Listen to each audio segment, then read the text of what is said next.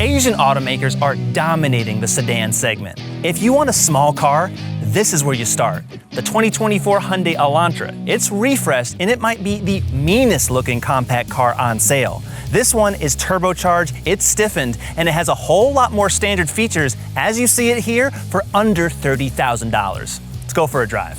The Elantra got a lot more aggressive for the 2021 model year, and it got more refined for this 2024 refresh. And an N Line trim dipped in a Lamborghini green on black rims, this Elantra is using its outside voice at all times. For 2024, the Elantra has a new face and new fenders. The headlights are now below the hood cut line, and the Hyundai logo is now stainless steel. It's a nice touch. It is not plastic or painted. Just like the nice trim on your KitchenAid mixer at home, you'll find it on your Hyundai Elantra. And underneath that, on the N Line, you're getting some very aggressive black plastic. It might be plastic, but it looks good. You get a good use of color, gloss black, silver, the chin spoiler. The N Line has its own unique grille, but you'll find a similar grille across the other Elantra models, including the hybrid. It's all new for 2024, including the wheels from 15 to 18 inches. You can guess how big these are. They're 18s, wearing some aggressive, ultra-high performance Hankooks on there. They're all seasons, and on this car, they do make a difference along with larger front brake rotors by an inch, 12 inches versus the 11 inches you'll find on other Elantra models. And how could I forget? Exotic green. That is a new paint that's only on the N Line. It doesn't cost any extra. It looks like it came off a Lamborghini, and yet Hyundai charges you extra for white paint. So if you really want to get loud, get the N Line. This design has grown on me. I will say it's still a bit crazy sometimes in this color with all the lines intersecting by that front door. I keep thinking that the car is dented and that I've done something, but I have not. It's Hyundai that did the job. But truly, this car now is looking sportier in a good way, almost like an aggressive Audi RS3, especially in the front, how those LEDs wrap around. It does look like a good car, especially in the back. It's got a fastback look. It's a regular trunk, but the proportions of this car as a small sedan really make it look way more premium than the previous generation Elantra, and it's still front-wheel drive. But if you especially get this car in a dark color, watch out. This thing is definitely catching my eye now. Every Elantra gets a new bumper for 2024, and the N Line is even more distinguished. It has this gloss black diffuser on the bottom with two silver polished exhaust tips. It's very aggressive, even though it's not a real diffuser. The message is clear. This car is meant for speed, even though the true Elantra N, which we've also reviewed, is the much faster machine. But in terms of looks, and we all know that speed really is about looks, that deck-lid spoiler, the whole color of everything on this car, especially in exotic green, makes the back of the Elantra, the whole stance, just appear pretty kind of menacing in a way. And it also has some really good hardware underneath. Unlike other Elantra models, the N Line has a multi-link rear suspension instead of a torsion beam. That's more expensive because it includes more hardware, but you get better wheel control, a better ride, really a better car to drive on the back roads. The Elantra has so many choices to power it. SE, SEL, and Limited models have a 2-liter naturally aspirated inline 4. If you get the N Line, you're getting the 1.6-liter turbo. A lot of power, over 200 horsepower, and a whole lot of torque. If you're getting the hybrids, you're getting a 1.6-liter naturally aspirated version of that engine operating on the Atkinson cycle. If you go all the way to the Elantra N, not the N Line, you're getting a 2-liter turbocharged engine with 276 horsepower. Now, if you thought that was done, 5 different transmissions. A CVT on a lot of those entry-level trims. The hybrid has a 6-speed dual-clutch transmission. This N Line has a 7-speed dual-clutch transmission. And if you go for the full Elantra N, you're getting an 8-speed dual-clutch with a wet clutch as opposed to this dry clutch, or a 6-speed manual transmission. Front-wheel drive is included on every Elantra. All-wheel drive, not even available. The fuel economy also varies quite a lot. The Elantra N Line, pretty decent. If you go up to the hybrid though, wow, you're getting almost 60 mpg.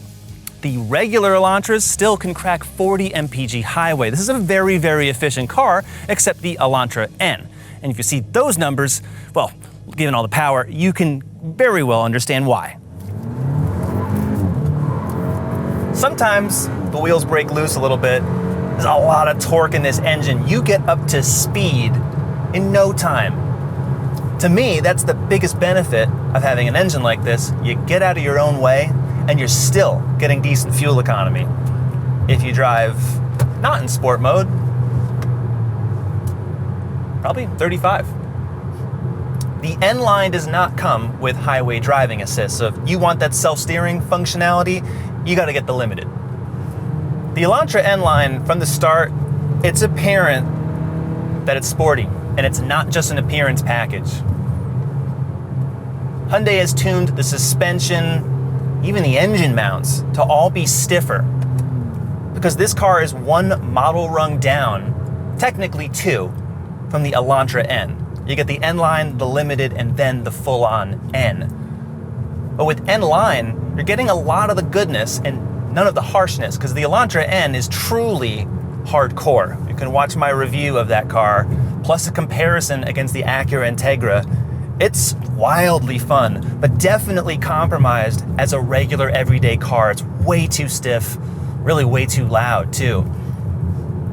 In this car, you're getting a nice little burble from the Sport exhaust. Hyundai doesn't even advertise that it has that, but it definitely has a sound. It's nice. It's not overbearing, but it's definitely louder. Dual clutch transmission, so really quick shifts. And generally a great ride and handling balance that has me thinking Honda Civic Si. That really is what I consider to be the benchmark in this segment for sporty compact sedans. And while the Honda just really, I think, has more direct steering, this is pretty good. I end up having a lot of fun in this car, and then realized that to get the N Line, it doesn't really cost that much more than, say, a mid-level Elantra, and you're getting a lot of standard equipment. So to me, it's like, even if you don't like this crazy green paint, which you can even see through the doors here, you can choose a different color. It's not just the looks, it really is actual performance.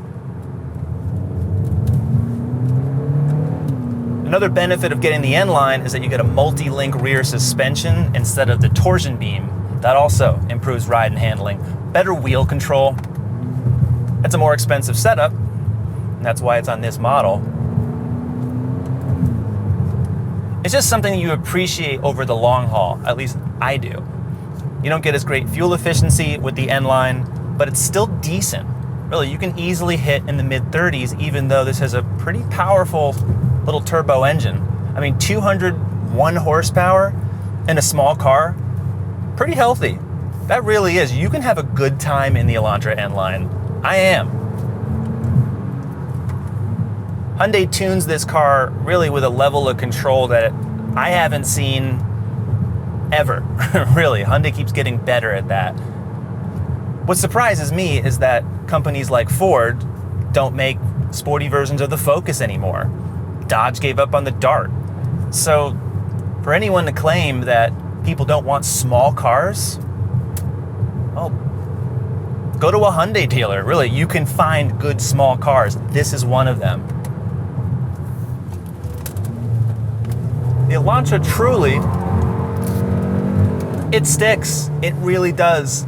It's a front-wheel drive car that just handles better than you'd expect because there's some pretty good all-season tires on them, and the brakes are larger. They're 12 inches in the front. That's bigger than the regular Elantra. The entire feel of this car is worth the money. For a small sedan, 14 cubic feet of trunk space is a lot in an Elantra. It's actually several cubes more than a Genesis G70. A lot of luxury cars don't have space this much. And if you pull these two tabs down, pretty easy release, pop those seats back, you can fit some decently long items in the back of the Elantra. For 2024, Hyundai added softer touch door panels, an extra USB-C port, and what they didn't change, a crank handbrake. On these top trims, the screens and the dash look pretty high-end. Not everything truly is, but the design is certainly there. Everything is canted toward the driver. Even the N logo on the gear shifter promises some performance, including the drive mode button that you'll see right to the left of the steering wheel. With the paddles and all the seat cushions that you'll see here, that nice kind of hexagonal pattern, it definitely suggests that there's more performance in the Elantra than you might expect. As nice as it looks in here with this grab handle and the swooping dash, all of the design, it is very plasticky in here. And yes, it's a cheaper car to start, but the materials really aren't as good as what you'll find in Honda or Toyota. Hyundai added more airbags for this model year. They not only deploy here, they're now here. That's the thorax rear side airbags, and most small cars don't even have it. There's also rear seatbelt reminders so the driver ahead will know if you haven't buckled, and Hyundai also has 2 USB-C ports right here. Things they don't have, no rear air vents, and there's also no pockets or netting back here. So I really am missing that. Aside from that though, actually a lot of room, legroom and headroom.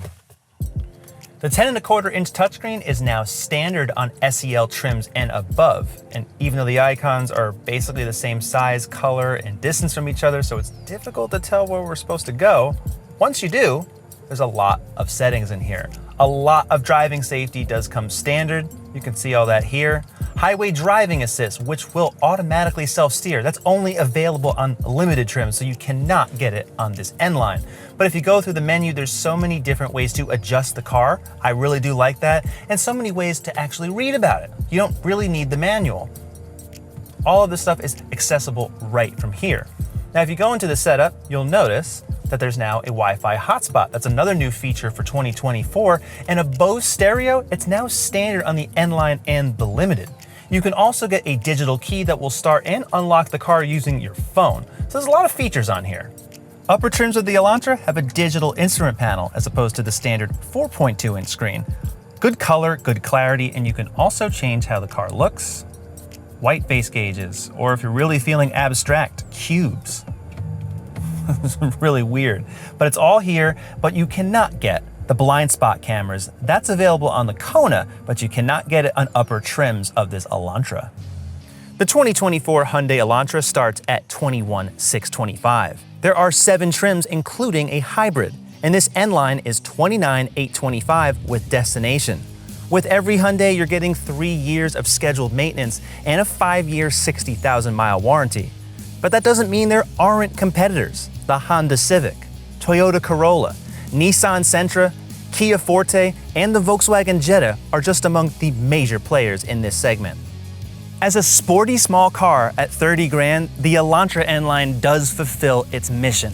There's a lot of value here because there's a lot of power, there's a lot of performance, a lot of fun times to be had when you're driving this car in traffic or on a back road. And that's truly what driving a car is all about versus a crossover. If you're choosing an Elantra, you're already in a different type of category, not as popular, but you're getting unique style, a lot of really great trim and hardware on this car that really is hard to beat in the segment. There aren't very many cars that drive this well, and truly, I think for right now, look this good. Kind of crazy to say that in this color, but the Elantra really is the value that it claims to be. But what do you think? What compact small sedan would you drive? Tell us in the comments, subscribe to the CarGurus YouTube channel, and we'll see you next time.